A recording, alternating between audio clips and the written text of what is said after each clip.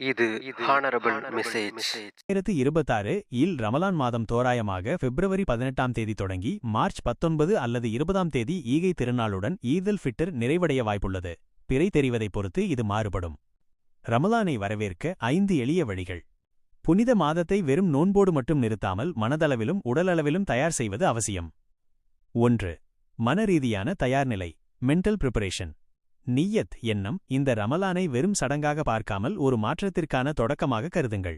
நான் இறைவனுக்காகவும் என் குணத்தை மேம்படுத்தவும் நோன்பு நோற்பேன் என்ற உறுதியான எண்ணத்தை இப்போதே வளர்த்துக் கொள்ளுங்கள். 2. ஷஃபான் மாதத்தில் பயிற்சி.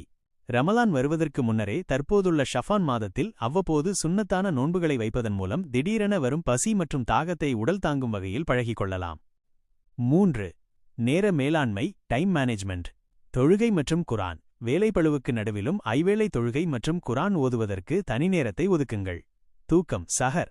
அதிகாலை உணவு நேரத்தில் எழுவதற்கு வசதியாக இரவில் சீக்கிரம் உறங்கும் பழக்கத்தை இப்போதே தொடங்குங்கள். 4. ஆரோக்கியமான உணவு முறை. சத்தான சஹர். நோன்பு நேரத்தில் சோர்வடையாமல் இருக்க சஹர் உணவில் புரதம் மற்றும் நார்ச்சத்து ஃபைபர் நிறைந்த உணவுகளை சேர்த்துக் கொள்ளுங்கள். மிதமான இஃப்தார். நோன்பு திறக்கும்போது அதிக எண்ணெய் பலகாரங்களை தவிர்த்து பேரிச்சம்பழம் மற்றும் பழச்சாறுகளுக்கு முன்னுரிமை கொடுங்கள். 5. தர்மம் மற்றும் நற்பண்புகள். ரமலான் ஈகையின் மாதம். உங்களால் முடிந்த அளவு ஏழை எளியவர்களுக்கு ஜகாத் மற்றும் சதகா, தர்மம் வழங்குங்கள். கோபம், புறம்பேசுதல் போன்ற தீய பழக்கங்களிலிருந்து விலகி இன்முகத்துடன் மக்களிடம் பழகுவதை பயிற்சியாக கொள்ளுங்கள். முக்கிய குறிப்பு: 2026 பிப்ரவரி மாதத்தில் ஓரளவு மிதமான வானிலை இருக்கும் என்பதால் நோன்பு நோற்பது உடல் ரீதியாக கடந்த ஆண்டுகளை விட சற்று எளிதாக இருக்கலாம்.